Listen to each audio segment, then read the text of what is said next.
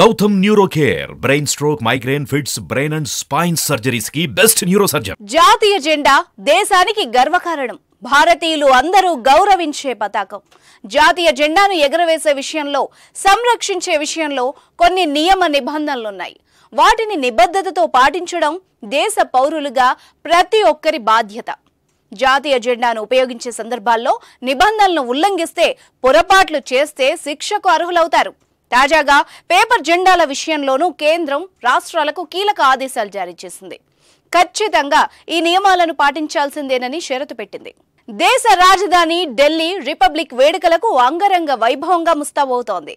ఇప్పటికే ప్రత్యేక బృందాలు కవాతులు ప్రారంభించాయి. స్వాతంత్ర దినోత్సవం, గణతంత్ర దినోత్సవం సహా ఇతర ముఖ్యమైన జాతీయ దినోత్సవాలు, క్రీడా ఉత్సవాల సమయంలో త్రివర్ణ పతాకాలను ఉపయోగిస్తూ ఉంటాం. ఆ వేడుకలు పూర్తయిన తర్వాత జాతీయ జెండాలను కొంతమంది నిర్లక్ష్యంగా ఇష్టానుసారం పడేస్తూ ఉంటారు. అది చట్టరీత్యా నేరం. జాతీయ జెండాకు సంబంధించి ఇప్పటికే నిబంధనలు ఉండగా, భారత గణతంత్ర వేడుకల వేళ కాగితపు జెండాల వినియోగంపై కేంద్ర హోంశాఖ కొన్ని కీలక సూచనలు చేసింది.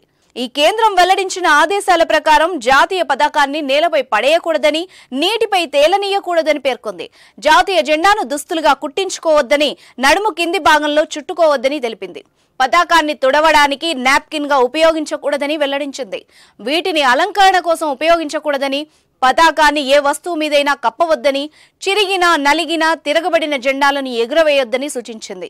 జాతీయ పతాకాన్ని ఎగురవేసినప్పుడు అంతకంటే ఎక్కువ ఎత్తులో మరే ఇతర జెండాలు ఉండకూడదని తెలిపింది.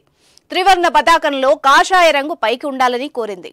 జెండాను ఎగురవేసేటప్పుడు అది ధ్వజస్తంభానికి కుడివైపున ఉండాలని, స్తంభానికి చిట్ట చివరనే జెండా ఉండాలని, సగం కిందకు దించి ఎగరవేయకూడదని హెచ్చరించింది. జెండా స్తంభం మీద, జెండా పైన పూలు, ఆకులు, దండలు లాంటివి పెట్టకూడదని తెలిపింది.